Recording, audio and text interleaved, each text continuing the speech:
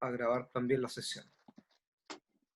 Ya, como les comentaba, estamos acá para dar el inicio, el puntapié inicial al diplomado de iniciación y especialización deportiva en su quinta versión. Nosotros ya venimos trabajando con este diplomado por quinto año consecutivo y para nosotros es un honor que nuevamente 22 profesionales de la educación física se sigan perfeccionando con nosotros. Y por tanto, hoy día, tal como les señalaba anteriormente, este diplomado de iniciación surge el año 2015 como uno de los propósitos de entregar a la comunidad especialista en el área nuevas posibilidades de formación más allá de la formación inicial docente que reciben profesores y profesoras de educación física en la región. Y por tanto, en esa época creíamos también, estábamos firmemente convencidos de que esta área, la iniciación y la especialización deportiva, es una área en la cual debíamos abocar nuestros esfuerzos para la formación constante de nuevos profesionales, porque ya como lo va a señalar la profesora Jacqueline Páez más adelante, estamos convencidos y tenemos la firme convicción de que esta etapa es fundamental para propiciar y entregar procesos de enseñanza que sean lo más contextualizados posible para nuestros y nuestras niños, niñas y jóvenes. En este contexto, este diplomado, como ustedes ya bien saben, surge y tiene un cuerpo académico que ha venido trabajando en el desarrollo de esta área, y hoy día, tal como les indicaba anteriormente, va parte la profesora Jacqueline Páez Herrera, ella es doctora en Política y Gestión Educativa y tiene un magíster en Ciencia de la Actividad Física y Deportes por la Universidad de Playa Ancha. Y además también relata en el módulo 1 de Desarrollo Motriz, y además también es la directora de nuestro programa de diplomado. Y por tanto con ella van a tener este primer espacio de formación y de discusión académica a partir de hoy día. Bueno, ya comenzaron con la modalidad de el conocimiento de la plataforma y todo el material que se encuentra ya disponible en el aula virtual. Posteriormente, el módulo 2 de aprendizaje motriz, nos vamos a encontrar se van a encontrar con quien habla. Yo, bueno, soy profesor de educación física también de la Pontificia Universidad Católica Valparaíso, tengo un magíster en motricidad infantil y actualmente me estoy doctorando en política y gestión educativa también. Posteriormente, también como parte del equipo, vamos a presentar al profesor Francisco Olate Gómez. Él se ha ido formando también en esta área y actualmente se encuentra llevando a cabo el diplomado, el magíster, perdón, de actividad física para la salud, está en su fase terminal, y con él se van a encontrar en la temática de modelos de iniciación deportiva. Finalmente, o a continuación, con el módulo 4 en Ciencia Aplicada al Entrenamiento, se van a encontrar con la profesora Joana Soto, profesora de Educación Física también de la Universidad de Playa Ancha, magíster en Actividad Física y el Deporte, y doctora perdón, en Fisiología por la Universidad de Chile. Y finalmente también otro colega y amigo, el profesor Tomás Reyes Amigo, profesor de Educación Física en la Universidad de Playa Ancha, magíster en Ciencias de la Actividad Física y el Deporte por la Universidad de Playa Ancha, y doctor en Actividad Física y Educación Física por la Universidad de Lisboa en Portugal. Por tanto, se van a encontrar con un cuerpo de profesores que tiene experiencia en el área, por un lado, pero además también está muy contextualizado en estos procesos, y esperamos también que sea una tremenda oportunidad de formación para ustedes y que puedan sacar el máximo provecho y partido para este proceso de iniciación de formación continua que cada uno y una de ustedes está siguiendo. Del mismo modo, también tengo el placer de presentar a la profesora Rosita Buslema Limán, profesora de Educación Física, también con diplomado en Iniciación y Especialización Deportiva, perdón, y ella los va a acompañar en este proceso de tutoría virtual. Con ella van a tener todo este proceso de acompañamiento más bien académico, que les va a permitir a ustedes resolver cualquier inquietud en esa línea. Y por tanto ya se han dado cuenta que Rosita ha estado permanentemente en contacto con cada uno de ustedes para poder propiciar las mejores y las mayores respuestas en cada una de las inquietudes que ustedes puedan presentar.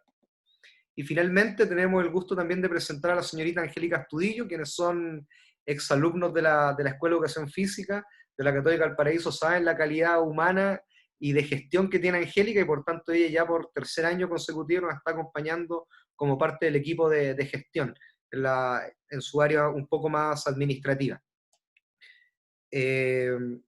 Yo por tanto no les quiero quitar más tiempo a mi colega y amiga, la doctora Jacqueline Páez Herrera, que también les va a dar la bienvenida y va a ser el link con este proceso con esta primera clase sincrónica, pero también quisiera dejar un poco, antes de darle paso a la profesora Jacqueline Páez, a la profesora Rosita Abusleme, por si tiene algo que señalar. Gracias, profesor. Bueno, buenas tardes a todos. Sumarme a las palabras del profesor Juan Hurtado, el mayor de los éxitos para este proceso donde se están formando. Algunas consideraciones sobre el aula virtual. Se les envió un documento con algunas consideraciones la semana pasada y se reenvió por medio del aula virtual a cada uno de ustedes. En ese documento encontrarán las consideraciones del programa respecto a las evaluaciones, a los módulos, a los momentos de clase sincrónica. Sin embargo, en un espacio del aula hay una sección que se llama novedades. Ese foro es al que ustedes, si yo envío un mensaje por ese foro, a usted le llega automáticamente a su correo electrónico. Yo voy a estar enviando mensajes cada lunes, cada miércoles y cada viernes de todas las semanas para ir entregando información respecto a las fechas, respecto al inicio de la semana, lo que vamos a tratar, recordarles fechas de evaluación, ¿ya? Pueden revisar, idealmente sería que estuvieran revisando constantemente las rutas de aprendizaje para tener en mente lo que se va a revisar cada semana por cada módulo. ¿Ya? Otra consideración sobre el aula virtual, que al costado derecho van a poder encontrar los eventos. Los eventos van a ser todas las instancias evaluativas que tiene el programa, ¿ya? Se van a describir por módulo, por semana. Eso como temas del aula virtual. ¿Ya? Estoy a su disposición para resolver temas académicos. Si tienen consultas con los contenidos, con los módulos, yo soy el nexo entre ustedes y el profesor para poder responder estas preguntas. Yo realicé el diplomado, por lo tanto me acerco un poco más a sus dudas, a sus inquietudes. Eso por mi parte. Así que les vaya muy bien. Bueno, para comenzar ya dándole el puntapié a lo académico, nuevamente insisto en darle las gracias por la confianza, pero en esta ocasión no le voy a quitar más tiempo a la profesora, la doctora Jacqueline Páez, quien, como les señalaba anteriormente, además es la directora del programa y que ya hace 5 años tuvo la idea, la iniciativa de levantar este programa y en las cuales nos hemos ido sumando poco a poco en este proceso de desarrollo académico. Así que los dejo con la profesora. No les quito más tiempo y además también desearles todo el éxito en este proceso de formación y nos estaremos viendo nosotros ya en clase en un par de semanas y solamente desearles el mayor de los éxitos. Un abrazo para cada uno de ustedes y cualquier cosa estamos a su entera disposición. Profesora, por favor, doctora Jacqueline Páez, la dejo, usted es dueña y tiene el control de la sesión ahora. Muchas gracias, Juan Hurtado. Primero, dar la bienvenida a todos, ¿no es cierto? Estuve mirando ahí las fotografías y con mucho placer, ¿no es cierto? Volver, ¿no es cierto?, a vernos en algunos casos, ¿no es cierto?, de algunos estudiantes que hemos compartido otras instancias. Espero que mantengan un buen recuerdo de ellas, por lo menos yo sí. En relación, ¿no es cierto?, a la formación inicial en el estudio de pregrado en la Escuela de Educación Física. Y dar la bienvenida, ¿no es cierto?, a todas las otras personas y profesionales vinculados a la área de la educación física o profesores de educación física que tienen ese interés, ¿no es cierto?, y esa motivación de aprender.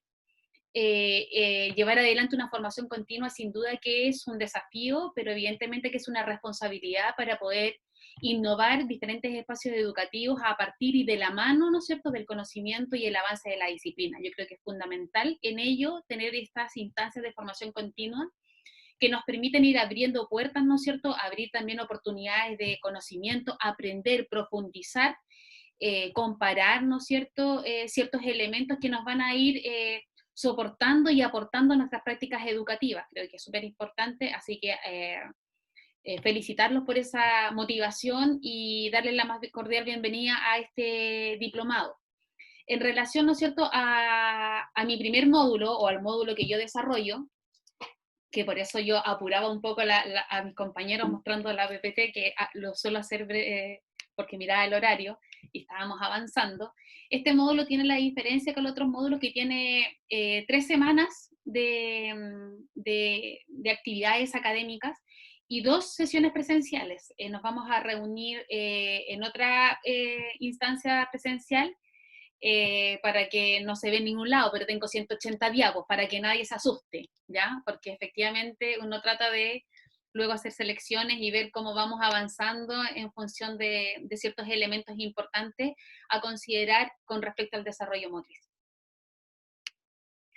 Bueno, ya me hicieron la presentación, profesora de la Universidad Católica, con estudios, ¿no es cierto?, en la disciplina, pero más me gustaría señalar que orgullosamente profesora de educación física, y espero iniciar como profesora y terminar como profesora de educación física, si bien uno aborda otras líneas de desarrollo profesional, tales como la investigación y el levantamiento de un grupo de estudio, que es EFIDAC, ¿no es cierto?, donde estamos nosotros levantando antecedentes y acompañando el sistema escolar, formal e informal, ¿no es cierto?, siempre con la mirada de aprender y también con la mirada de enseñanza, ¿no es cierto?, que es lo que por lo menos a mí me motiva mucho más que otras áreas, ¿no es cierto?, disciplinares y profesionales.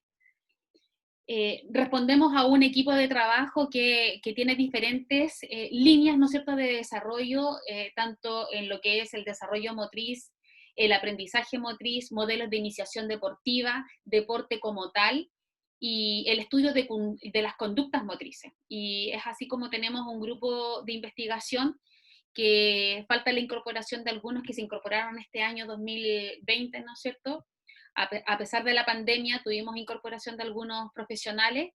Acá son profesores de educación física con diferentes estudios, ¿no es cierto?, de posgrado, y también estudiantes de nuestra casa de estudio, ¿ya? Que es importante, ¿no es cierto?, señalar de que cada una de estas instancias de ya sea de difusión o de acompañamiento en la formación continua, están alojadas, ¿no es cierto?, bajo un organismo. Ya nosotros estamos bajo la Escuela de Educación Física de la Pontificia Universidad Católica, pero somos un grupo de estudio que pertenece a esa casa de estudio y a esa unidad académica. ¿Por qué levantamos un diplomado, ¿no es cierto?, con respecto a estas temáticas?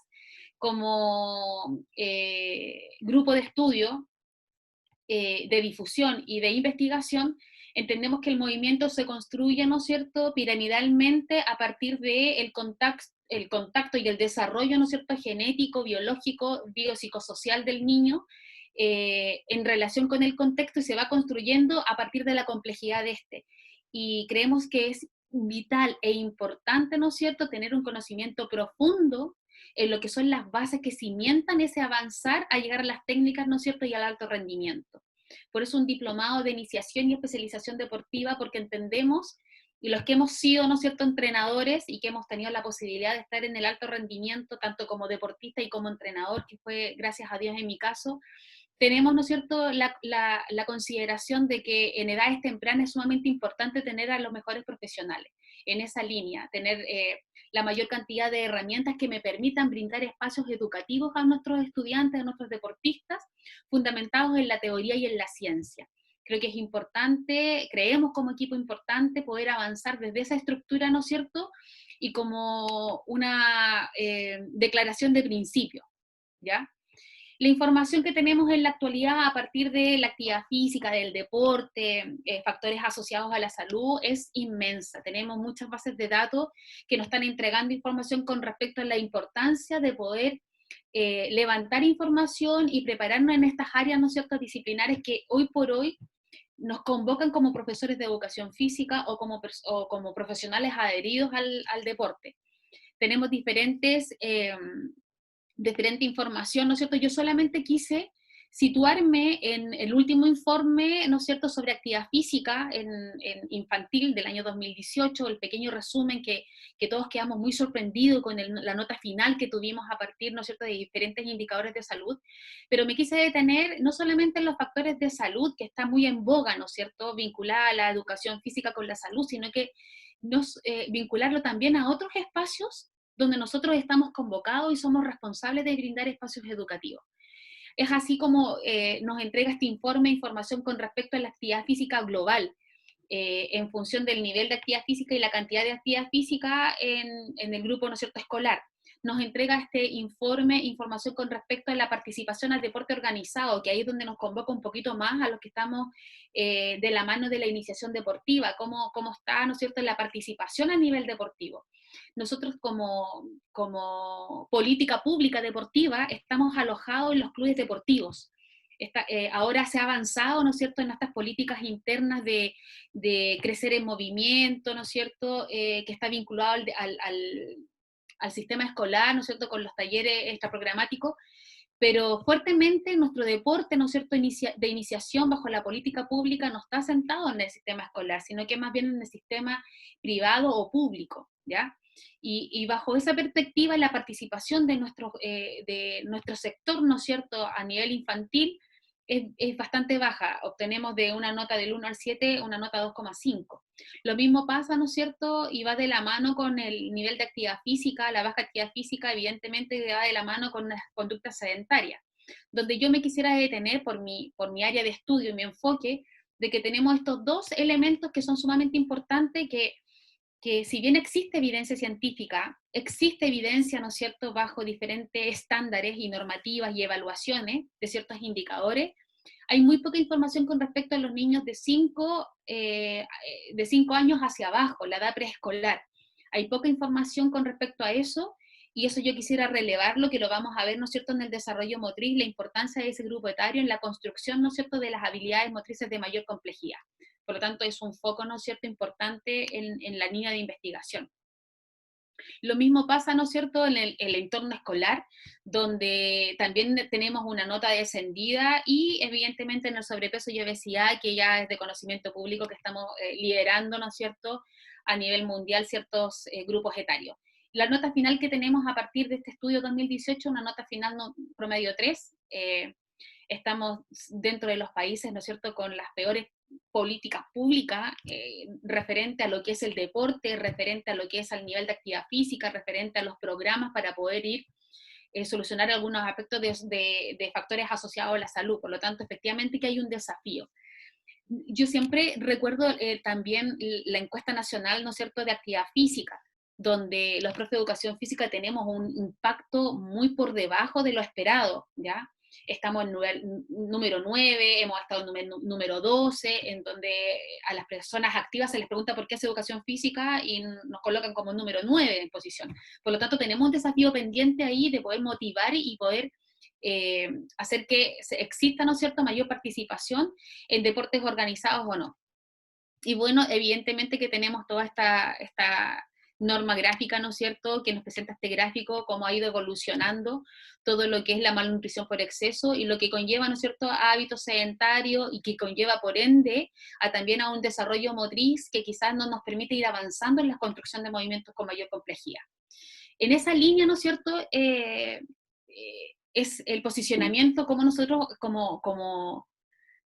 y con los diferentes antecedentes que podemos recabar a partir de la actualidad, ¿no es cierto?, y las diferentes investigaciones que se han levantado. En algunos hemos sido nosotros, hemos levantado algunas investigaciones, otras son investigaciones de algunos grupos, ¿no es cierto?, en Chile. Hay bastante evidencia con respecto a todo este grupo etario, con respecto a la importancia de la actividad física, con respecto a la importancia de la participación en equipos, en instancias organizadas de deporte, ¿no es cierto?, con respecto, ¿no es cierto?, a los modelos de iniciación deportiva, con respecto al desarrollo motriz y factores asociados a la salud. O sea, investigación hay, ¿ya?, a nivel nacional e internacional, pero evidentemente que tenemos que seguir avanzando, porque una de las debilidades que tenemos en la formación inicial de pregrado, en función, ¿no es cierto?, de la cantidad y la diversidad que tenemos de espacios educativos, y no nos hemos puesto de acuerdo como universidades, ¿no es cierto?, no nos hemos puesto de acuerdo qué vamos a entender por motricidad, qué vamos a entender por desarrollo motriz, qué vamos a entender cuáles van a ser nuestros posicionamientos.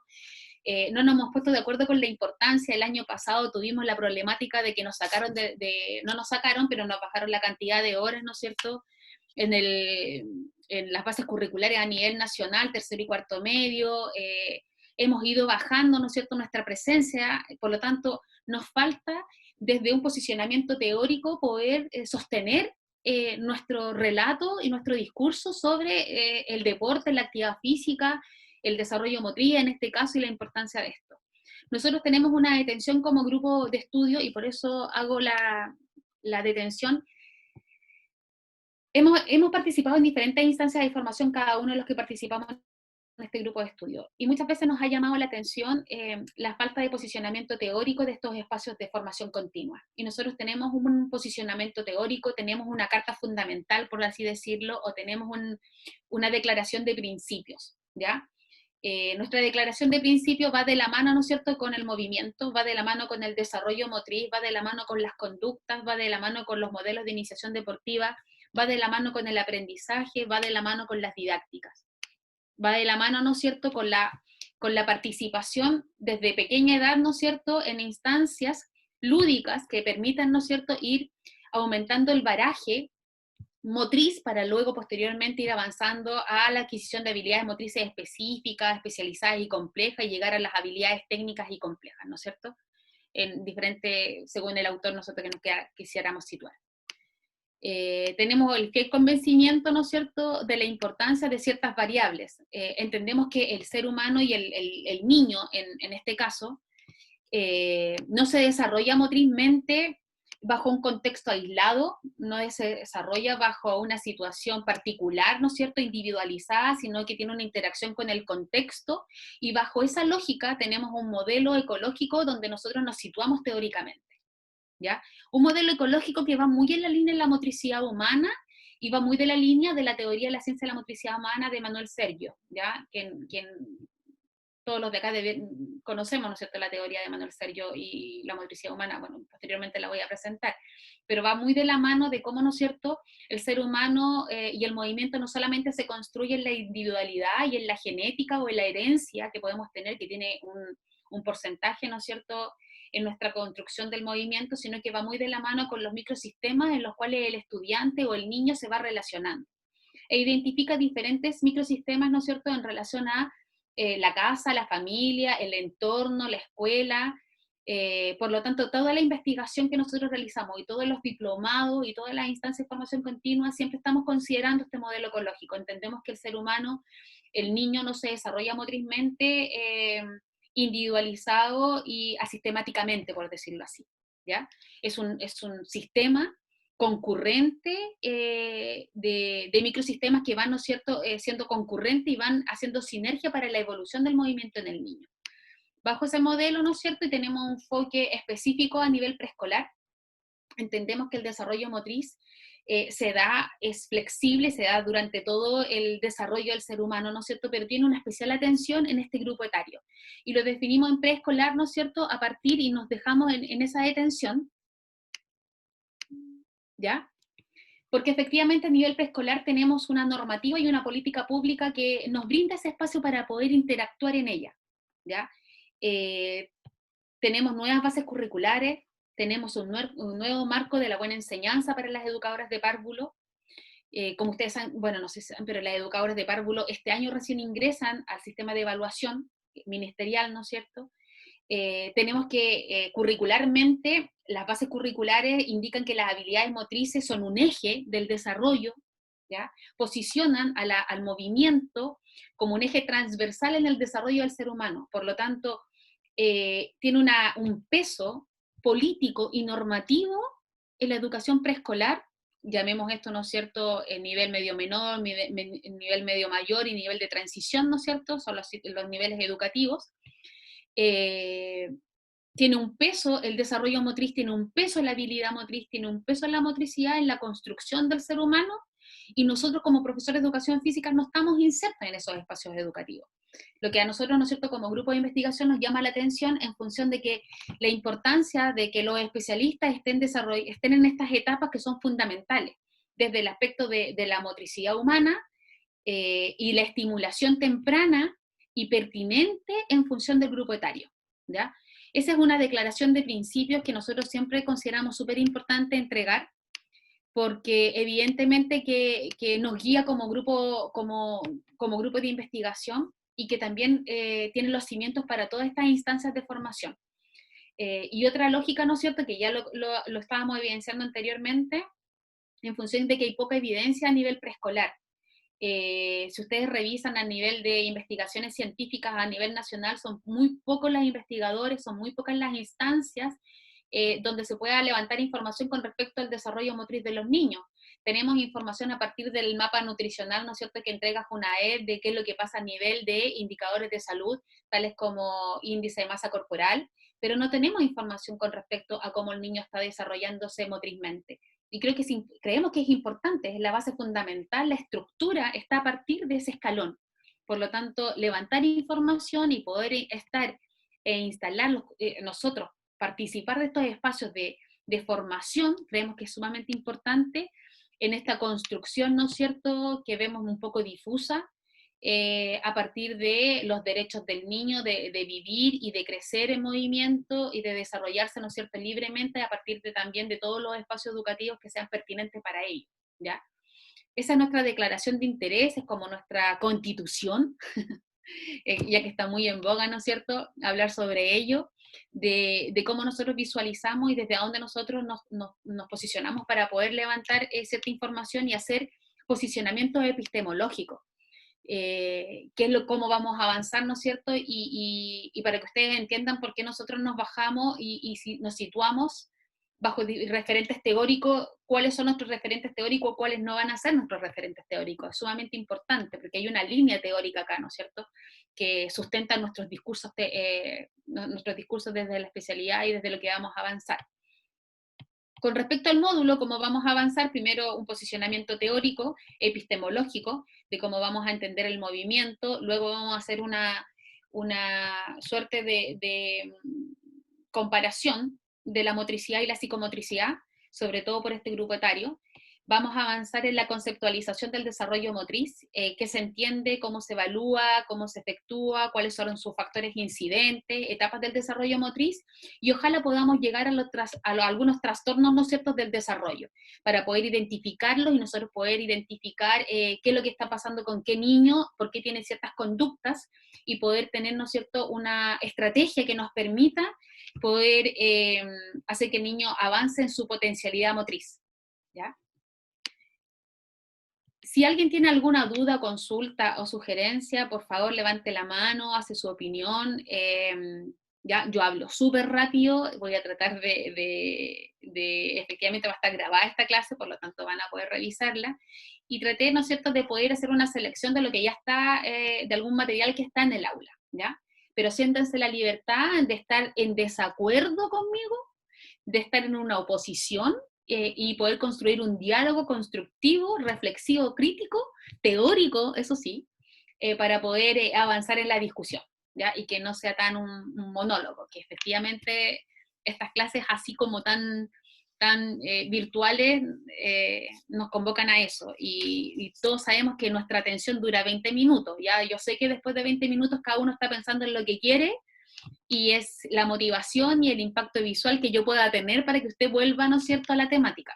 Por lo tanto, es súper difícil cuando uno está haciendo estas clases tan extendidas, ¿ya? Pero creemos vital también poder hacer y que nos conozcan a nosotros, a los profesores, y no vean solamente la pantalla y el material que hemos alojado. Con respecto a la motricidad, nosotros lo primero que hacemos es un posicionamiento epistemológico, ¿no es cierto?, en función de cómo vamos a entender el movimiento.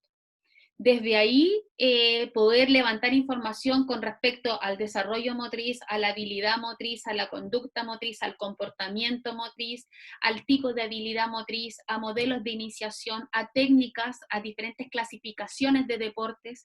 Todo eso tiene que tener un posicionamiento epistemológico, ¿ya? Tiene que tener una ciencia que estudie teóricamente lo que nosotros estamos señalando. Por lo tanto, bajo esa línea, nosotros entendemos que la motricidad, y nuestra escuela de educación física, y acá varios de nuestros estudiantes esto ya lo saben, tenemos un posicionamiento bajo la motricidad humana, ¿ya? Creemos importante señalarlo porque todos los módulos van a estar bajo este posicionamiento. Nosotros entendemos que el ser humano se desarrolla bajo diferentes ámbitos tiene diferentes ámbitos de conducta. Tiene un ámbito que es social, un ámbito cognitivo, emocional, motriz y psicológico. Y que uno va desarrollándose a partir, ¿no es cierto?, de la relación y la interrelación de estos diferentes factores. Nosotros creemos que estos 5 factores van construyendo, ¿no es cierto?, el otro, se va articulando y va, ¿no es cierto?, construyendo este desarrollo y este movimiento. Pero específicamente vamos a si bien hay un posicionamiento desde una mirada unicista del ser humano, luego cuando nosotros hablamos de desarrollo motriz, lo sacamos de esta mirada unicista porque nos vamos a enfocar solamente en el movimiento. Pero no quisiéramos que se fueran con la idea de que en el entendido de que no entendemos que ese movimiento se relaciona con los aspectos emocionales, psicológicos, sociales y cognitivos, ¿ya? Nosotros, bajo esta línea temática y este posicionamiento epistemológico, nosotros no creemos que el movimiento solamente está articulado en lo cognitivo, sino que también está articulado en lo social, en lo emocional, lo psicológico, lo cultural, lo político, ¿ya? Lo contextual. ¿Ya? Si bien se relaciona con todos ellos, tiene también un peso en sí mismo y que nosotros como profesores de educación física le damos el peso a la motricidad, si no estaríamos al movimiento, a lo motriz, si no estaríamos en otras líneas del desarrollo del ser humano, ¿ya? Nosotros además tenemos un posicionamiento teórico bajo lo que presenta, ¿no es cierto?, Manuel Sergio, que es el padre de la motricidad humana, donde indica que el movimiento tiene esa característica trascendental, ¿no es cierto?, de trascendencia, de superación, ¿ya? Y que es un movimiento no desde lo físico, ni desde lo biomecánico, ni desde lo psicológico, ni desde lo emocional, sino que es un movimiento que reúne, ¿no es cierto?, todas las otras áreas que yo mencioné anteriormente, que es un movimiento que supone y que lleva con él, ¿no es cierto?, un aspecto físico, biomecánico, psicológico, social, contextual, totalmente contextual, ¿ya? Y que siempre tiene una intencionalidad de superación, ¿ya? Y una trascendencia en el movimiento. Manuel Sergio, ¿no es cierto?, a partir de su tesis doctoral, ¿ya?, levanta esta nueva idea y levanta esta forma de entender el movimiento, porque evidentemente que anterior a él había otra concepción del movimiento, había otros estudios a partir de esto, estaban mucho más focalizados y no tenían esta mirada unicista, ¿ya?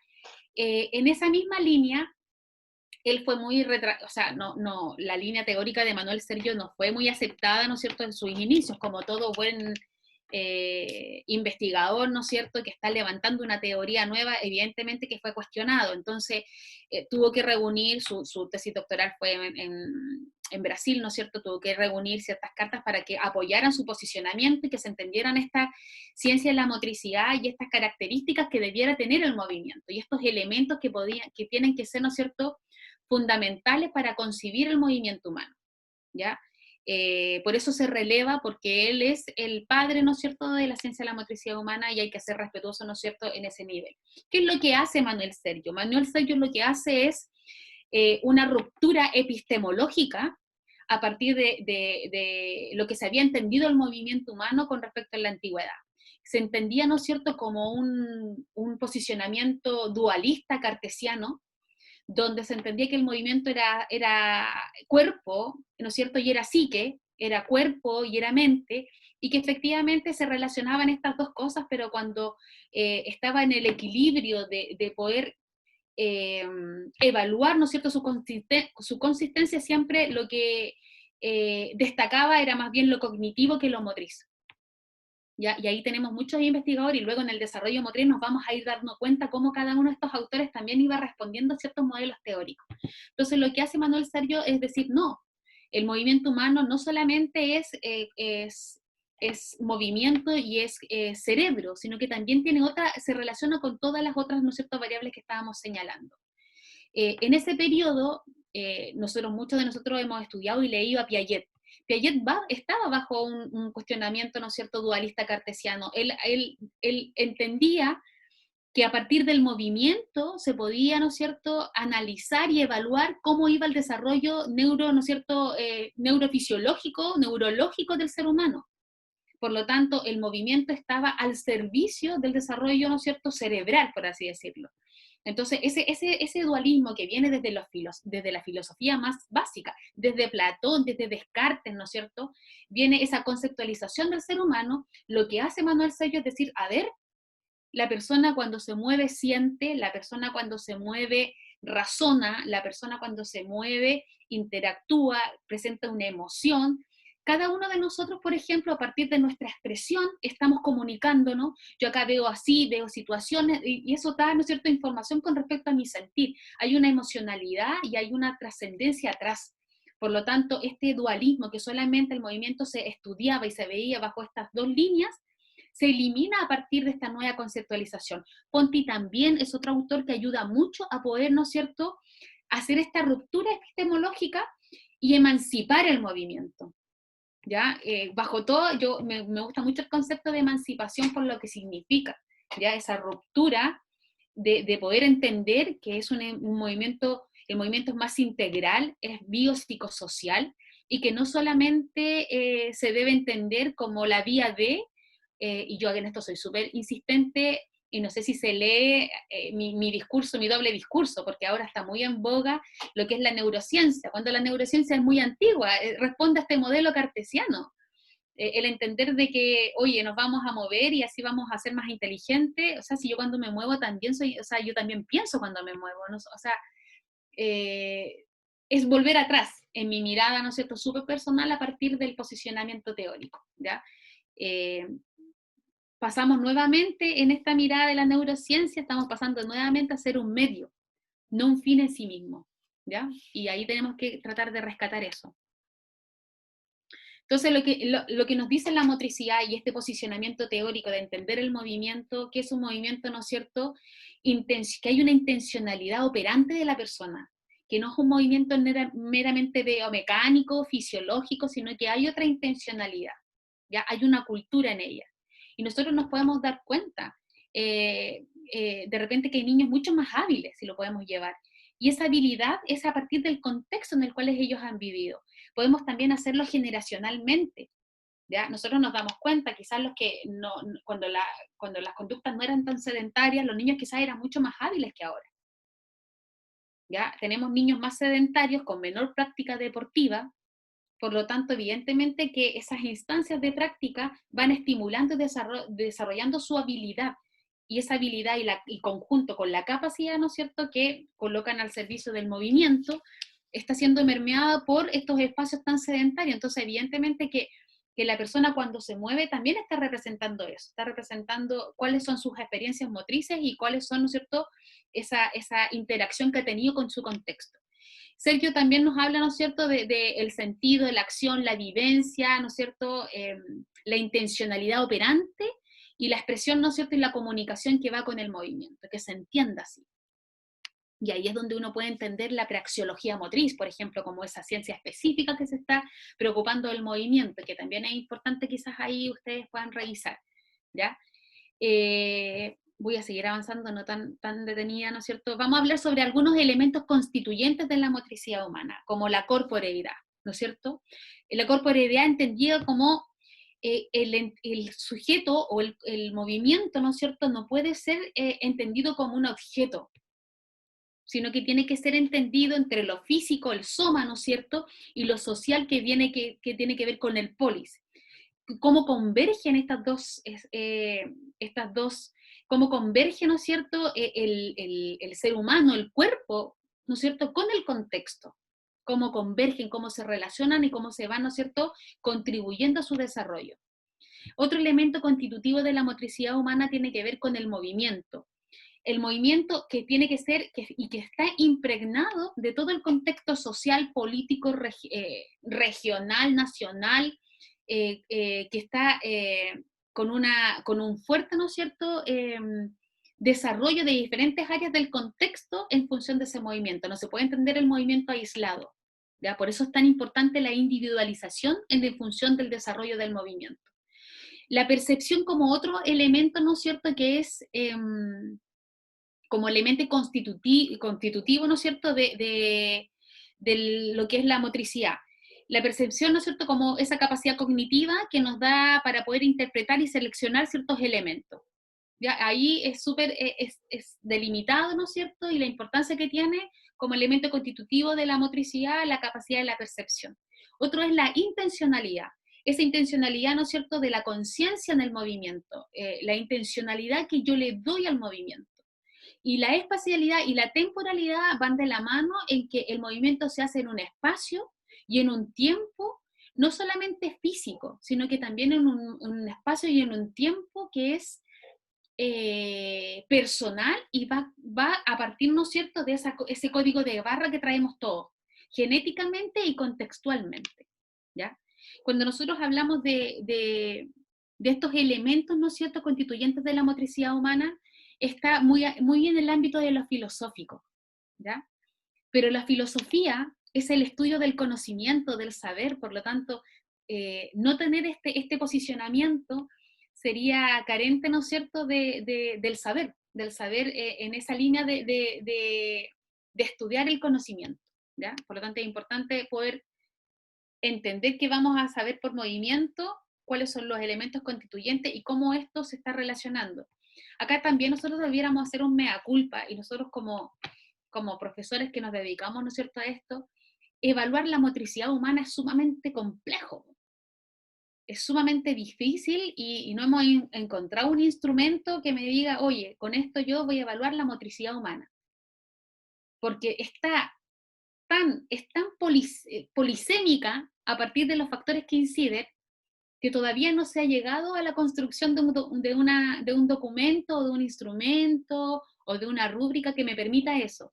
¿Qué es lo que tenemos? Tenemos rúbricas aisladas, tenemos, ¿no es cierto?, evaluaciones desde las características emocionales del niño, tenemos evaluaciones desde las características cognitivas, sociales, motriz, bastante, y los vamos a revisar, pero nos falta tener un instrumento que nos pueda convocar a todas estas áreas, y es al deber. Nosotros también tenemos que entender que nosotros, como área disciplinar del movimiento humano, que nosotros somos los convocados a ello, no hemos avanzado mucho en lo que es el desarrollo de investigación y de teoría. El profe de educación física está más bien en la aplicación, está más bien en la implementación. Somos los líderes en implementar, no tenemos problema en hacer, ¿no es cierto?, clases con 50, 60 niños, no tenemos problemas de liderazgo, de creatividad, pero cuando ya tenemos que conceptualizar o tenemos que teorizar, entran nuestros problemas, porque tenemos más habilidades, ¿no es cierto?, en la aplicación, que en la investigación como aplicada, más que en la investigación, ¿no es cierto?, teórica o básica. Entonces, estamos en ello, estamos al debe en lo que es levantar también instrumentos o procesos de levantamiento de información con estas características bajo el movimiento, ¿no es cierto?, de la motricidad humana. Vamos a abordar la psicomotricidad ahora. ¿Por qué vamos a abordar la psicomotricidad? Porque evidentemente es una área, ¿no es cierto?, es un paradigma que está muy en boga, que se utiliza mucho y que muy bien que se haga. Y la estudiamos para también, en la mirada, ¿no es cierto?, de que yo conozco mi posicionamiento teórico, pero también conozco el otro, para saber cómo me distingo del otro, ¿ya? También estudiamos la psicomotricidad. Y ahí me gustaría abrir la palabra para ver si alguno de ustedes tiene alguna información con respecto al término psicomotricidad, algún antecedente que pudiéramos compartir y que luego evidentemente vamos a profundizar. Yo sé que algunos de ustedes sí lo saben, si tienen algunos antecedentes sobre la psicomotricidad humana. Sin el temor, sin temor. Ya que yo, ¿Sí? Acá. un poco, hice un diplomado de psicomotricidad, que tú sabes, ya no a través de una universidad, pero sí a través de un centro que está muy especializado, que es el CICEP. Y un poco la psicomotricidad es lo que nos contaban y la que vimos, porque también dentro del área de la psicomotricidad hay varias áreas y varias líneas de psicomotricidad.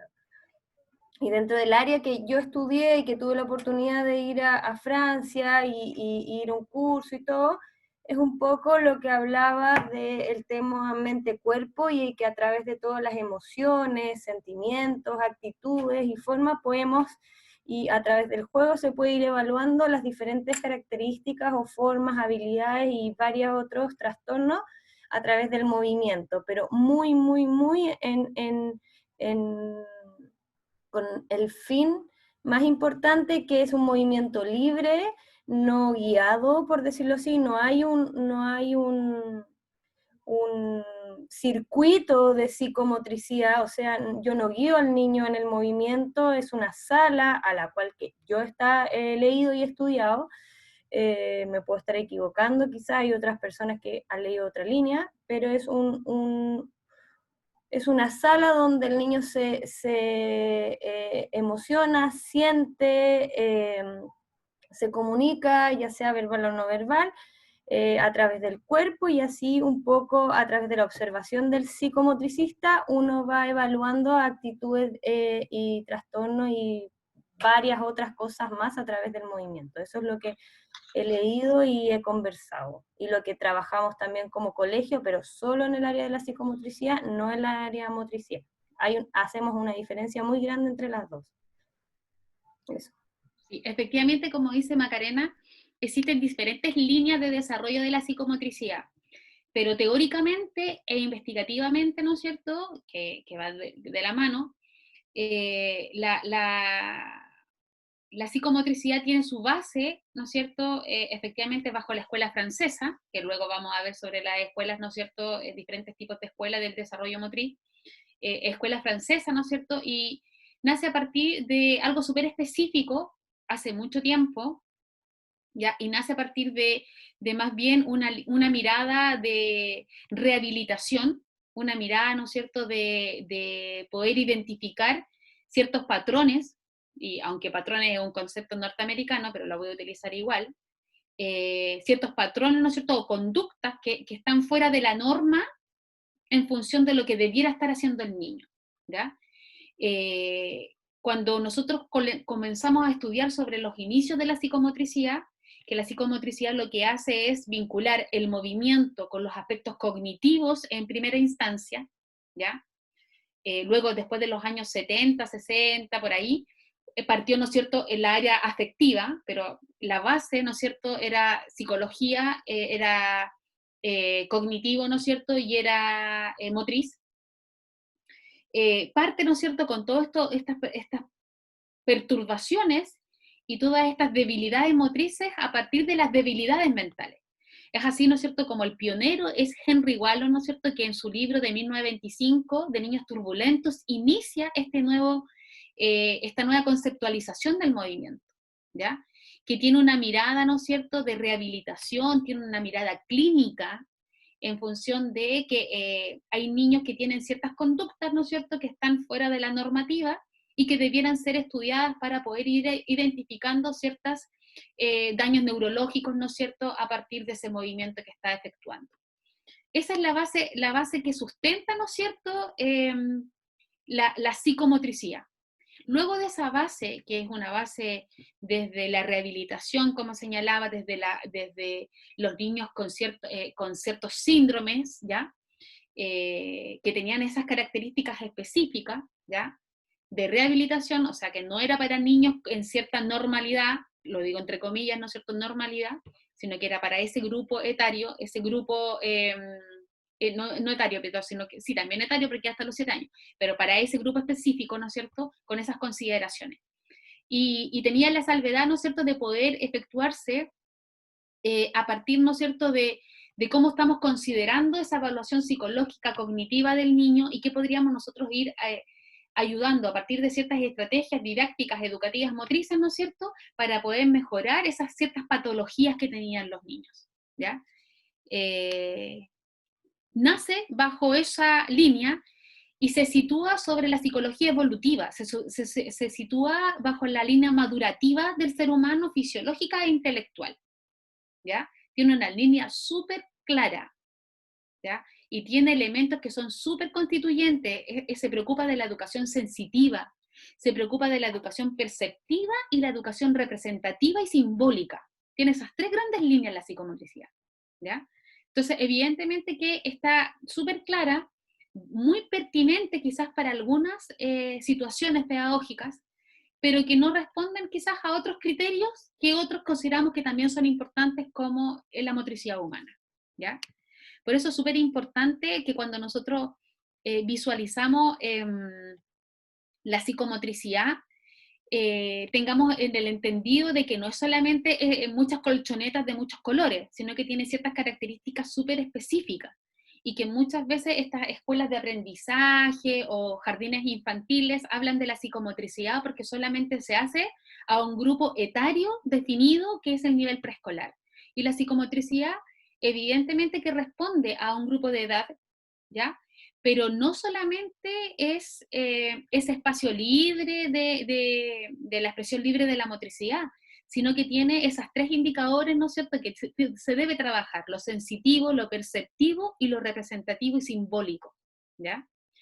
Está muy en la línea, ¿no es cierto?, y solamente se considera el movimiento en este caso y la motricidad hasta los 7 años, hasta la inteligencia, ¿no es cierto?, o la aparición del pensamiento operatorio, según la clasificación de Piaget, ¿no es cierto?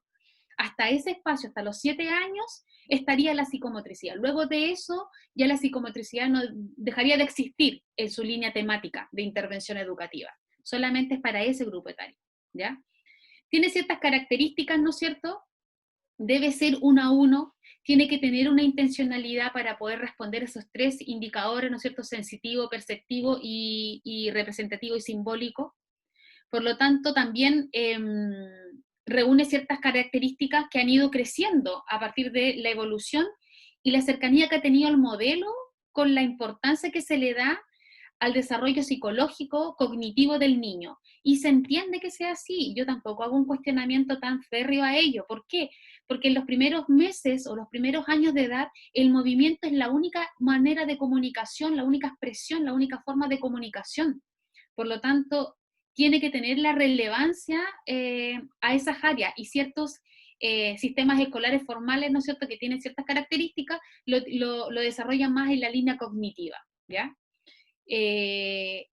Señalo, ¿no es cierto?, que a partir de los años 70 esto ha ido cambiando y se incorporó la emocionalidad, ya se incorporó los aspectos psicológicos, pero anteriormente era para niños con ciertas características, ¿no es cierto?, de situaciones de discapacidad específica y que luego fue, ¿no es cierto?, mutando y fue adheriendo a otras normas y se fue implementando, pero hay un autor que es Lemus, que habla sobre la psicomotricidad y que efectivamente falta mucha evidencia teórica, evidencia científica para poder respaldarla, ¿ya? Está en la línea del desarrollo de. Y es difícil que se haga también, porque la psicomotricidad para este grupo etario no la aplicamos los profesores de educación física, la mayoría, porque no estamos insertos en ese grupo etario.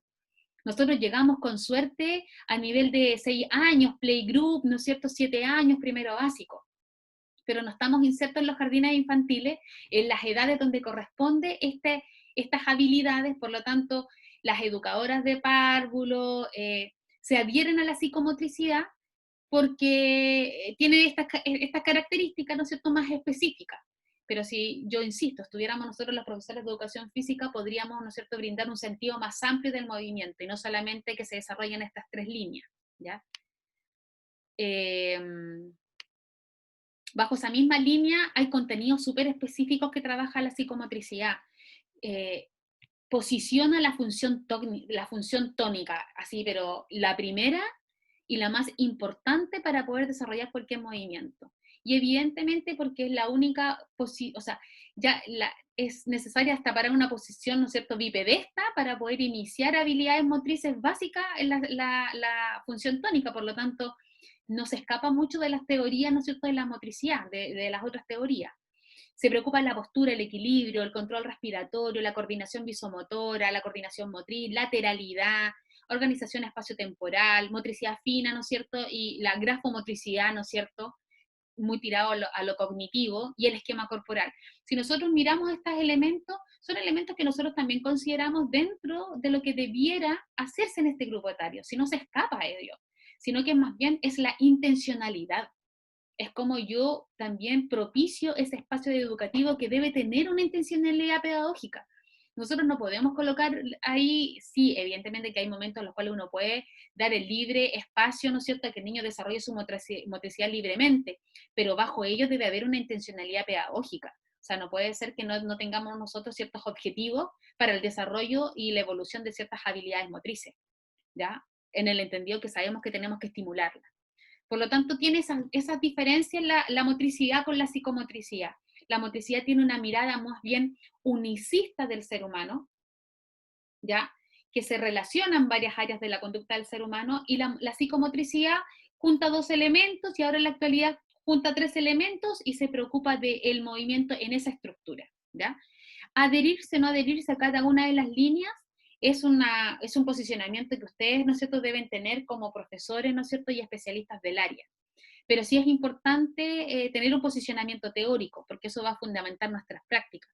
Es muy diferente cuando yo voy a hacer el desarrollo de una habilidad, o voy a hacer un modelo de iniciación, y voy a aplicar un método o un estilo de iniciación deportiva, bajo la línea de la motricidad o bajo la línea, ¿no es cierto?, de la psicomotricidad o la praxeología motriz. O sea, va a tener una repercusión.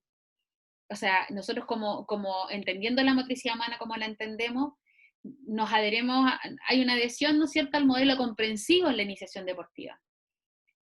No entendemos el modelo tradicional, entendemos que el niño debe aprender jugando, debe aprender para qué es, no solamente cómo hacerlo, sino que para qué lo hago y la intencionalidad. Por lo tanto, hay una línea teórica detrás de todo eso. Hay un posicionamiento epistemológico detrás de cada una de las decisiones y opciones que uno toma metodológicamente. ¿Ya? Y esa es la importancia de poder tener estos posicionamientos teóricos. En relación al desarrollo propiamente tal, nosotros podemos abordar y vamos a conceptualizarlo, primero el desarrollo humano, que se reconoce, ¿no es cierto?, que son cambios en el ser humano que sufre a lo largo de toda su existencia, ¿ya?, a partir de todo su ciclo vital. El desarrollo humano con todos los ámbitos de las conductas, ¿no es cierto?, se va relacionando y se va desarrollando a partir, ¿no es cierto?, de la maduración, del desarrollo, del crecimiento, de la interacción con el otro, del contexto social político que tenga. Entonces, el desarrollo humano tiene esa funcionalidad de ser, ¿no es cierto?, es estable, se mantiene durante todo el ciclo vital, ¿ya? Y está bajo o el factor incidente, ¿no es cierto?, es la capacidad o la adaptación del organismo al medio, ¿ya? Eso es sumamente importante que también lo tengamos relevante porque en el desarrollo motriz también es así. Cuando nosotros hablamos del desarrollo motriz tenemos ciertos elementos que están totalmente, o el movimiento está totalmente, tiene una incidencia directa en él. El movimiento humano tiene una incidencia a partir del desarrollo motriz, ¿no es cierto?, a partir de cómo se va evolucionando, ¿ya? Pero esa evolución va a ir dependiendo de dos grandes conceptos, ¿ya?, que son el crecimiento y la maduración. O sea, nosotros para poder entender cómo yo voy a desarrollar una habilidad rudimentaria, ¿ya? Voy a desarrollar una habilidad rudimentaria, evidentemente que debo saber cuáles son las leyes de crecimiento y las leyes de maduración, porque eso me va a permitir poder levantar una estrategia pedagógica que me permita desarrollar esa habilidad rudimentaria según el desarrollo de ese niño, desde esos dos aspectos. Y uno súper importante, que es el ambiente, ¿ya? Y yo lo coloco en rojito porque el ambiente es el único medio donde nosotros como profes podemos hacer alguna modificación. Nosotros no podemos hacer una modificación en el desarrollo ni la maduración porque son biológicos, ¿ya? Difícilmente podemos incidir, sí, pero en estado natural no tenemos una incidencia. No tenemos una incidencia en el estado natural, en los aspectos biológicos, psicológicos, emocionales, ¿ya? En su estado natural. Evidentemente que si nosotros hacemos una interacción o una estrategia intencionada, podemos hacer una modificación, pero el factor en sí mismo, por su peso, son factores que no podemos nosotros relacionarnos. Pero el ambiente donde el estudiante tiene esa construcción de su corporalidad, esa construcción de su movimiento, sí nosotros somos los principales agentes que podemos promover cambios en ese tipo de habilidad o estimulación. Y en ese ambiente estamos nosotros, estamos los profesores, está la familia, está el sistema escolar, están las políticas públicas, está la religión, está el factor socioeconómico, están los factores de salud, las políticas de salud. O sea, nos damos cuenta de que somos muchos los que estamos relacionando en un ámbito que podría estar influenciando bajo ciertos porcentajes en ese desarrollo motriz. ¿Ya?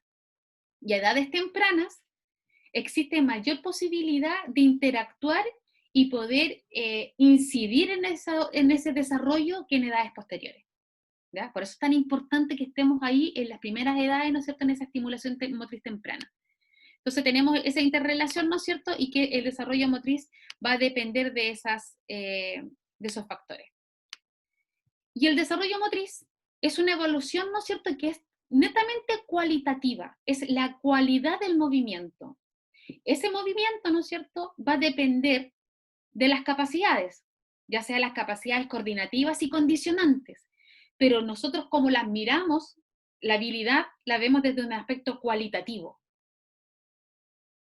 Qué bien corre, qué mejor corre y qué tan rápido corre, porque para correr rápido también tengo que correr bien. ¿Ya? Se entiende que son desde el posicionamiento, desde lo más natural. ¿Ya? Es toda la formación física motriz, ¿no es cierto? El desarrollo motriz se preocupa de todos los ámbitos de esa conducta. ¿Ya? Y entiende, ¿no es cierto?, que hay potencialidades motrices que son personales. Yo siempre digo, yo vengo con un código de barra, que es herencia, es genético. ¿Ya? Es muy difícil que yo con mi 1,60 m le pueda ganar en los 100 metros planos a alguien de 1,80 m y quizás de una raza que tenga más fibra, ¿no es cierto?, que le permita correr más rápido. Muy difícil. ¿Ya? Entonces, evidentemente que tiene que responde a potencialidades motrices individualizadas. ¿Ya? Que a partir de ciertos autores hemos podido tener ciertos patrones, fases sensibles, que ahí está Gesell, ¿no es cierto?, como un autor preponderante en poder establecer ciertos patrones y decir, mira, tú debieras estar, este grupo etario debiera estar haciendo tal cosa. ¿Ya? Se ha hecho para poder atender una norma general, pero siempre aplicando la individualidad. ¿Ya? Por eso, yo lo voy a llevar a la investigación, por eso es tan importante cuando de repente uno quiere aplicar un test o quiere aplicar una batería, es que esté validada a nivel nacional. Porque evidentemente que si es un test que estoy replicando de Alemania, de Estados Unidos, de África, va a tener diferencias en los rangos, va a tener diferencias en sus apreciaciones, porque está para otra comunidad que tiene características específicas. Por eso uno siempre tiene que trabajar con cosas que sean validadas a nivel nacional. Te van a permitir, ¿no es cierto?, tener información más fidedigna con el tipo de realidad que tenemos nosotros. ¿Ya? Hay test que son internacionales y que te dan las medidas, que te dan una medida general, y eso evidentemente que son súper buenos de poder realizarlo. Por eso nosotros somos tan hinchadoras con el test GM2, porque evidentemente que es un test que es internacional y que te mide el desarrollo motriz desde los 2 años hasta los 10 años, que es la etapa, ¿no es cierto?, importante, y te lo establece con categoría, y tiene una validación internacional. Entonces, claro, uno busca quizá esos test, porque hay muy poco, hay test también nacionales, 3JS, VAPER, hay varios test que también nos van a entregar información desde nuestra población nacional. Pero uno tiene que tener esas consideraciones porque todos tenemos diferentes potencialidades, ¿ya? Y esas potencialidades han ido también interactuando a partir del contexto que están influyendo en el desarrollo motriz del niño, ¿ya? Tenemos un desarrollo que está desde lo intrauterino, ¿no es cierto?, hasta la edad temprana, infancia temprana, pubertad, adultez, ¿no es cierto?, temprana. Se refleja en todos los cambios funcionales. Yo me doy cuenta cuando una habilidad va mejorando, ¿no es cierto?, porque tiene un aspecto cualitativo observable, ¿ya? A diferencia por eso tan importante, y por eso yo hago el detenimiento, por eso tantos psicólogos, tantos neurólogos, la medicina, ¿no es cierto?, las ciencias básicas están tan detenidas en el movimiento, sobre todo en los grupos pequeños, porque el movimiento es el reflejo, ¿no es cierto?, de muchos cambios y muchas evoluciones en diferentes ámbitos de la conducta del ser humano.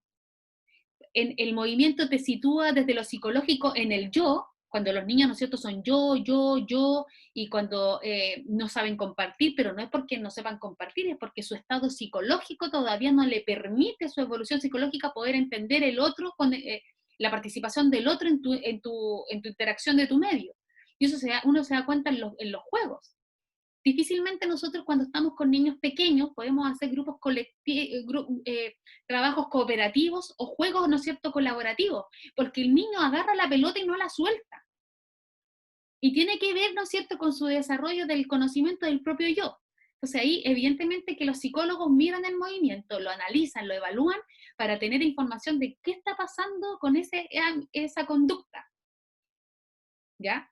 Si el niño no es capaz, por ejemplo, si un movimiento reflejo que está dentro de los primeros meses o hasta el año de edad se mantiene hasta los 2 años, es símbolo y es indicación de un problema neurológico.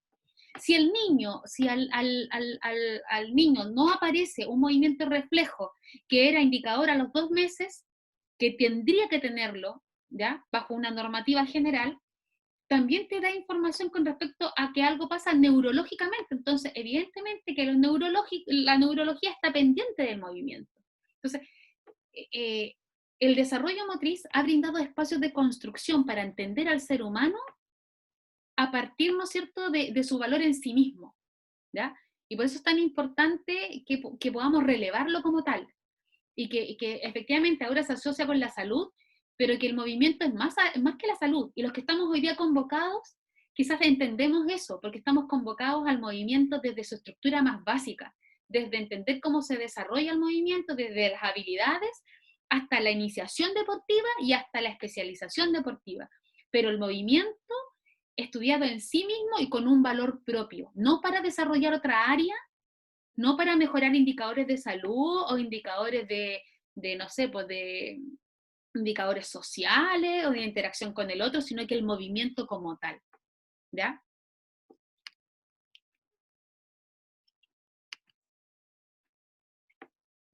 Ya, yo sé que estoy pasando la hora, ¿ya? Y venían las escuelas, ¿no es cierto?, cómo se ha estudiado el desarrollo motriz, ¿no es cierto?, a partir de la evolución histórica, que es muy entretenido. Y uno iba haciendo análisis, ¿no es cierto?, con diferentes autores y cómo lo fuimos llevando adelante. El que tenga alguna situación y se tenga que salir de la clase, está en la libertad de hacerlo. La clase va a quedar grabada, así que no hay problema en ello. Pero sí quiero terminar con el cuento no sé si Juan me lo permite como coordinador administrativo o Rosita, ¿qué opinan ustedes? No sé. Avance. Permiso concedido. ¿Profesor? Sí, profesora, dale nomás. Ya, hay diferentes periodos que han avanzado la investigación del desarrollo motriz. Hay diferentes escuelas. Por eso es tan importante que usted sepa a qué escuela se va a adherir. Por eso yo soy hincha ahora, porque si usted va a definir desarrollo motriz, va a estar con la línea norteamericana, va a estar con la línea europea, bajo qué autores se sitúa es la línea que va a tener. Y por eso es tan importante hacer esa línea teórica que tenemos que tener. Usted es profesor o entrenador la Macarena es entrenadora de hockey, o hace pádel, la Anaí es basquetbolista, acá yo veo hartos deportistas, y entendemos el movimiento y entrenan a sus pares y van a entrenar o crean espacios educativos a sus estudiantes bajo líneas teóricas, pues chiquillas. Perdón que solamente lo especifique en ella, pero para todo el grupo. Yo debo tener un posicionamiento teórico para poder fundamentar mis prácticas pedagógicas. No son al azar. No deben ser al azar, ¿ya? Y bajo estas líneas del desarrollo del movimiento, porque esta es la base de la base, o sea, esto es, de aquí puedo hablar sobre iniciación y desde aquí puedo hablar de especialización, porque si no entiendo esto y no tengo un posicionamiento teórico bajo una escuela, difícilmente voy a tener, ¿no es cierto?, una línea teórica que fundamente mis prácticas, sino que más bien es como una pequeña ensalada, muy rica la ensalada quizás, pero aún así quizás muy diversa, ¿ya? Lo primero que el desarrollo motriz se empezó, ¿no es cierto?, hay diferentes periodos, y el primer periodo, ¿no es cierto?, que data, ¿no es cierto?, de los años 87 hasta los 1700, los 1900, ¿no es cierto?, tenía una línea desde la psicología del desarrollo, ¿ya? Luego pasó a la psicología evolutiva, pero esta primera línea era de la psicología del desarrollo. Y tenía un enfoque biográfico, ¿ya? ¿Qué es lo que se efectuaba acá para poder entender el movimiento humano? ¿Qué es lo que se hacía en las primeras edades? Se hacía investigación, porque todo esto está fundamentado en la investigación, pero donde existía bajo la línea biográfica, que podría ser, ¿no es cierto?, muy fenomenológica, en la línea, ¿no es cierto?, de paradigma investigativo actual, donde se observaba directamente conductas del niño y se registraban. ¿Cuál es la consideración que yo tengo en este periodo? Y donde uno podría hacer cierta reflexión, que la observación es muy subjetiva, ¿ya? Y sobre todo cuando es biográfica y era un niño, dos niños, ¿no es cierto? Tenemos aquí casos, pero y ayer, ¿no es cierto?, que vio a sus sobrinas, Tiedman, que también vio, ¿no es cierto?, a sus hijos, sus sobrinos. Entonces, efectivamente, el número a los cuales se les fue investigando el desarrollo motriz era muy pequeño, que no permitía generalizar la información bajo los parámetros actuales, y biográfico y también muy directo. Entonces, yo siempre he dicho lo mismo bajo este periodo.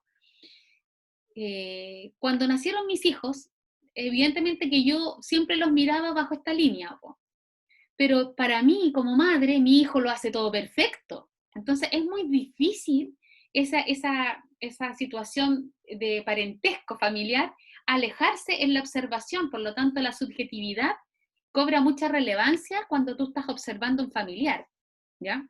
Entonces, evidentemente que estos trabajos dieron inicio a poder entender cómo se desarrollaba el niño, cómo se desarrollaba motrizmente, cómo se iniciaba, pero desde la construcción biográfica, ¿ya? La observación directa a familiares, hijos, sobrinos, ¿ya? Eran estudios de caso, por lo tanto, mucho tiempo se lideró ese trabajo, pero faltaba profundizar, ¿no es cierto?, y levantar información más general. ¿Qué es lo que se hizo en ese periodo precursor, no es cierto? Los estudios tenían características muy descriptivas, ¿ya? Observación, ¿no es cierto? Y el relato detallado de ciertas conductas. Mira, el niño a los 2 años, la niña comienza a colocarse en posición bipedesta. El niño a los 7 años coloca, ¿no es cierto?, se puede sentar, tiene los hitos posturales. A eso me estoy refiriendo, a definiciones, ¿no es cierto?, descriptivas muy detalladas sobre ciertos hitos súper importantes antes de llegar a las habilidades motrices, ¿ya? Hitos importantes posturales que te permiten llegar a las habilidades rudimentarias y luego hacer, ¿no es cierto?, el increciendo de las habilidades motrices. Desarrollo, ¿no es cierto?, descriptivo de esa línea. Luego viene otro periodo, que es el periodo madurativo, ¿ya? Desde 1928 en adelante al 45 vino otro enfoque, y ahí ya no era la psicología del desarrollo, descriptiva del movimiento, sino una psicología evolutiva. Y yo aquí hago la salvedad. Estamos hablando del desarrollo motriz, del desarrollo del movimiento, y nos damos cuenta de que las psicologías fueron las líneas de trabajo del desarrollo del movimiento, no fuimos nosotros. El área de la motricidad, acá no salen los profesores de educación física o los especialistas en el movimiento, sino que es la psicología. Son otras las escuelas que comenzaron a hacer investigación. Nosotros no estamos en estos periodos, y ellos eran los primeros en investigar el movimiento humano. En este periodo madurativo hay un fuerte impacto de lo que es los aspectos de maduración, los aspectos, ¿no es cierto?, de herencia genética, los aspectos del sistema nervioso central, cómo estos iban incidiendo en el desarrollo motriz, cómo iban incidiendo en cómo el niño iba evolucionando en el movimiento. Acá participaron neurólogos, pediatras, psicólogos, son los padres, ¿no es cierto?, de este periodo. Y destacan diferentes escuelas. Por eso yo les decía, había una escuela que era la norteamericana, la escuela soviética, Alemania, ¿no es cierto?, y francesa, ¿ya? Y ahí es donde decimos, Henry Wallon, Francia, ahí está la psicomotricidad, ¿ya? Cuando nosotros hablamos de la escuela norteamericana, esta escuela tiene un enfoque directo en la maduración, ¿ya? Ellos señalaban, ¿no es cierto?, que el papel de la herencia era lo importante, ¿no es cierto?, o la causa del desarrollo motriz era la herencia biológica, y que el ambiente incidía y la práctica tenía un papel secundario, ¿ya? La práctica para ellos no era un factor de estimulación o mejoramiento de la habilidad, sino que más bien era hereditario desde los aspectos madurativos y de la genética, herencia genética, ¿ya? Voy a pasar rápidamente porque me faltan. La escuela soviética, ¿qué es lo que hizo en este momento? Ellos no se dedicaron a ver estos espacios, ¿no es cierto?, madurativos y cómo el sistema nervioso central influía en el movimiento, sino que más bien ellos se preocuparon de levantar instrumentos de evaluación para poder ver cómo se desarrollaba motrizmente y la eficiencia motriz, ¿ya? Entonces tengo una escuela que es la norteamericana, que se especializa en el sistema nervioso central. Nosotros como equipo estamos muy en la lógica norteamericana, estamos muy en la lógica del sistema nervioso central, cómo influye movimiento reflejo, movimiento voluntario, ya, neurona motora, ya, en esa lógica, ¿ya? Lo que hace, ¿no es cierto?, la soviética es levantar información con respecto a instrumentos. A ellos los llamó y les preocupó, ¿no es cierto?, cómo voy a sistematizar este desarrollo. Más allá de la descripción, lo que pretendieron, ¿no es cierto?, era normalizar y poder generalizar ciertas conductas apropiadas según un grupo etario, ¿ya? De esta forma también, las investigaciones que surgieron, creció el N. Evidentemente que creció el N para poder hacer un instrumento que fueran globalizantes y que fueran transversales, que fueran representativos, ¿ya? Y acá está, ¿no es cierto?, la escuela francesa, que tiene la línea de la psicomotricidad, porque se preocuparon, ¿no es cierto?, del aspecto psicomotor de la niñez y de la neurología del desarrollo. Tiene esa línea, ¿ya? Cómo, ¿no es cierto?, ciertas relaciones de la debilidad motriz con funciones mentales y cómo estos interactúan entre ellos, ¿ya? Entonces ahí, por ejemplo, está Dupré, está Daly, están diferentes autores españoles que también contribuyeron a esa escuela francesa, ¿ya? Pero en esa lógica desde el aspecto neurología del desarrollo, estudiando el desarrollo motriz, ¿ya? Entonces son las diferentes escuelas desde ese periodo, ¿no es cierto?, madurativo. Luego llegamos a un periodo que fue el normativo y descriptivo. En ese periodo ya no se dejó, no es que se haya dejado de investigar en el desarrollo motriz infantil, sino que se incrementó la investigación en los adultos, en las habilidades motrices de los adultos. Por lo tanto, acá, en este periodo, se empezó a investigar y a levantar información con respecto a las habilidades motrices involucradas en los juegos y en los deportes. Entonces, cada vez que usted vaya a ver un modelo teórico de un deporte o un modelo teórico de iniciación, de comprensión, de táctica, va a ver que están en este grupo etario, en el grupo etario o en el grupo, ¿no es cierto?, o periodo normativo. ¿Ya?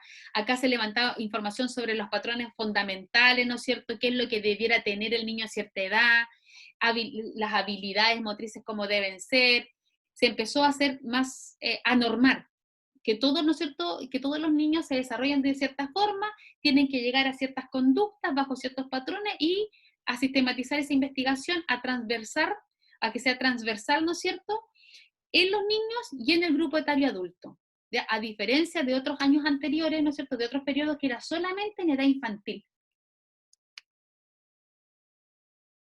¿Ya? Luego, por eso yo digo del cuento de la neurociencia, que es como volver atrás, está el periodo cognitivo.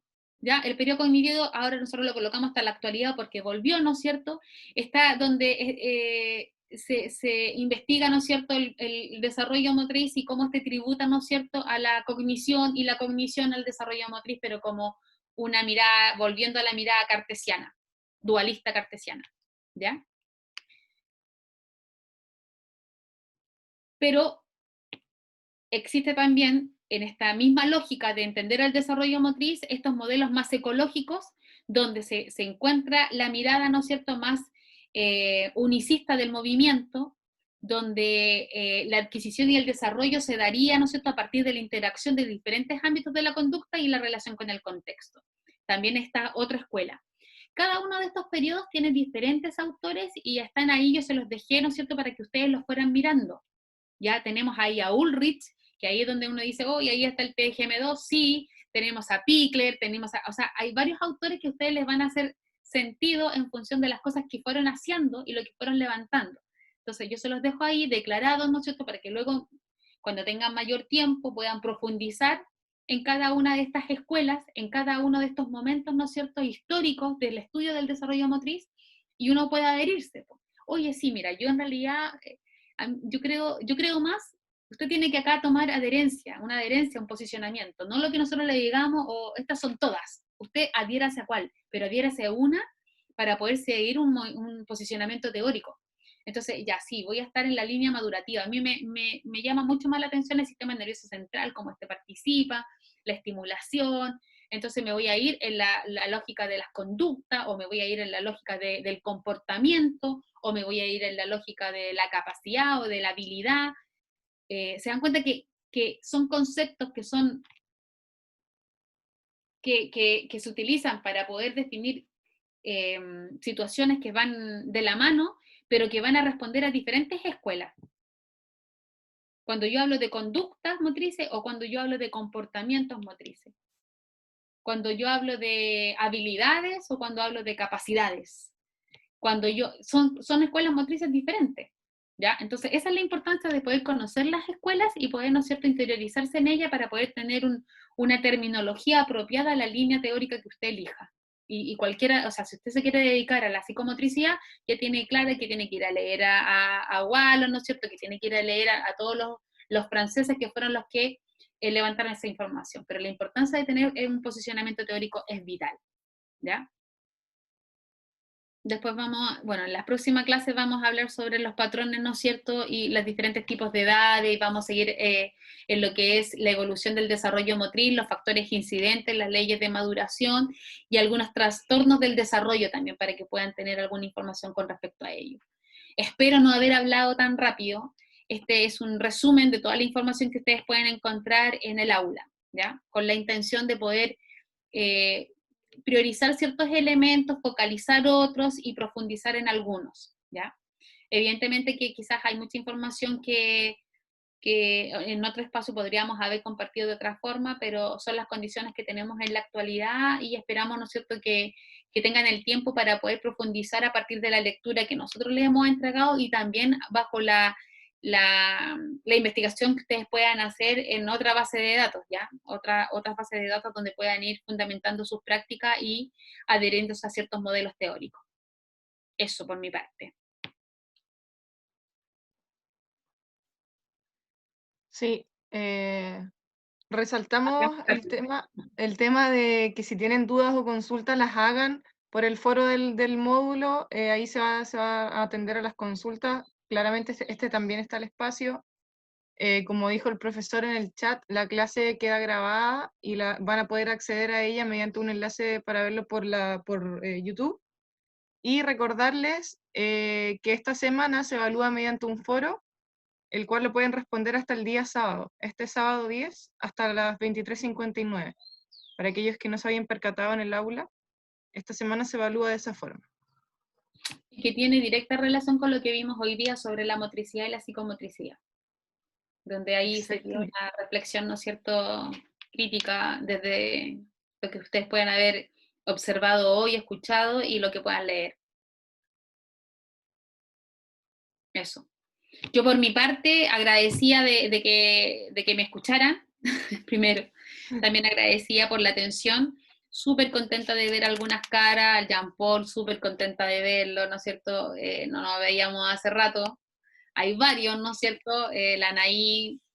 Y me voy a tomar una licencia para... Mira, Anaí, perdón, pero lo voy a hacer.